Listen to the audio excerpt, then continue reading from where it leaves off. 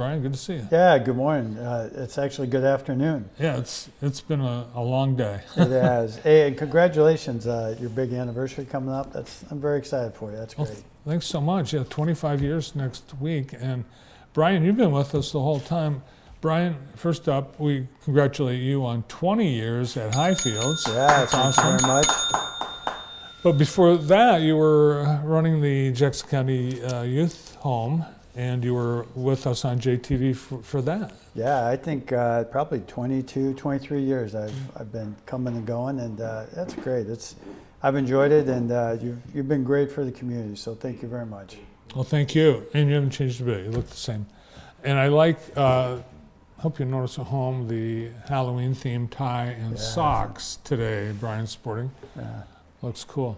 Well, Halloween, October, it's a big month for Highfields. It really is. As you know, because you've been a guest there many times, it's our Strengthening Families breakfast every year. Usually it's the second Wednesday in October, and this year, a week ago yesterday, we had over 300 people gathered and heard some amazing stories of changed lives. And I always say it's the best 60 minutes in Highfields calendar year every year. And just some amazing stories. A couple of them actually, represent Jackson. And interestingly enough, we kicked off with Cam, who's in our current residential program, and then right after him, we had Lewis, who is the head cook at Zinda's in Williamston, and he was in residential program 23 years ago, and today's 36, and just what a great story of what impact we had on him 23 years ago and where he's at today.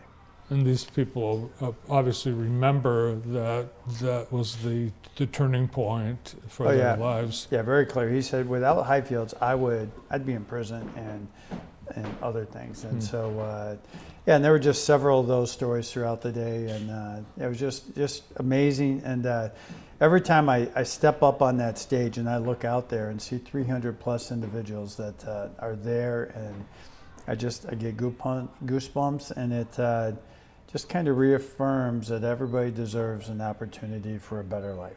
I'm glad you get a great turnout, because everyone needs to hear these stories. Yeah. So many people, I know you get this question all the time, what is Highfields, what do you do?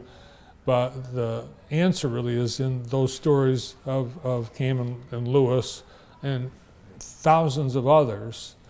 And once you hear a couple of those, they're very emotional. There's usually not a dry eye in the place. Yeah, and that was the exact same thing last week, and people were very generous. We're still working with a number of donors, but current cash and future promises to give. I think that breakfast will come in over 200,000. No kidding. Yeah, we're just very, very fortunate. So that's awesome, and people can still give. They can absolutely go to our website. Love to give you a tour of any of our offices, and love to have a conversation with you at any time about that. Cool. Let's talk about some of your facilities. You just, I think you've got a new grant for a renovation project. Yeah, actually, it just concluded at the end of September. Maybe 6-7 months ago, the state put out an opportunity for juvenile justice residential programs to apply for some capital infrastructure grant dollars, and we applied and received $465,000. And so we did a major renovation of our treatment hub in Onondaga, and we dedicated that yesterday, and it was just a great opportunity to kind of refresh what we do in the world of treatment, and we're just very excited about that. So this was the rededication of the Jean Schultz Treatment Center? Yeah, Jean Schultz, and she was an individual that was on our board of directors in the 70s and 80s, and then this building was built in the 90s and was named after her. And so we rededicated that building, and then a couple of the treatment spaces were named for some individuals that we wanted to honor. Tim Monroe, our vice president for almost 35 years, had a room named after him. So it was very emotional, and it was a great day. Did you know Jean Schultz?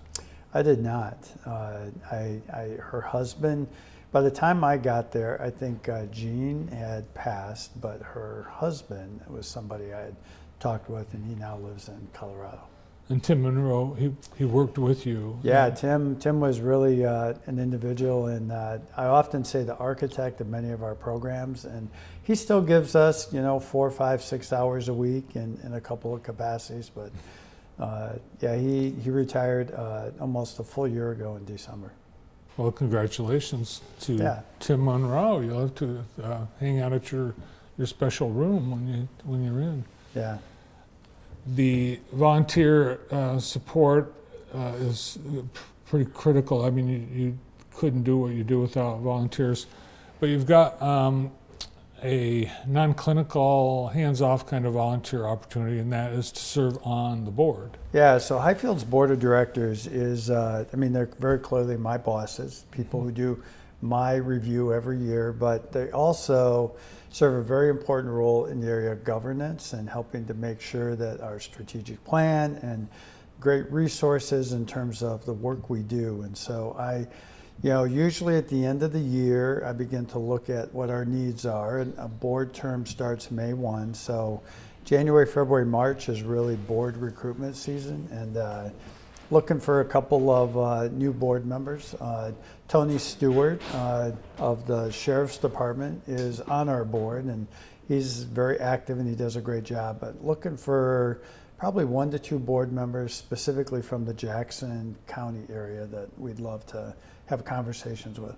Yeah, and Chris Simpson was very involved. Yeah, Chris, he's kind of what led me to Tony, and I often say there's this amazing genealogy of Highfields board, the connections, and yeah, it's great. And I still, I tell my board I have the best board in mid-Michigan, and yeah, so. So if you'd like to be on that best board in Michigan, you can go to their website and get details on that.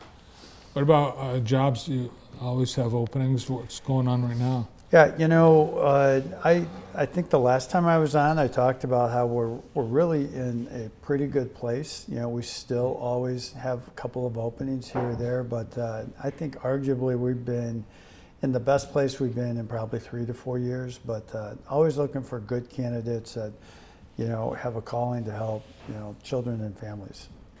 Keep up the great work. Good to see you. Yeah, thanks, and again, congratulations. Thanks so much. Thanks to Brian from Highfields. Brian Philson is the CEO and now in his 20th year at Highfields. More to come on the show.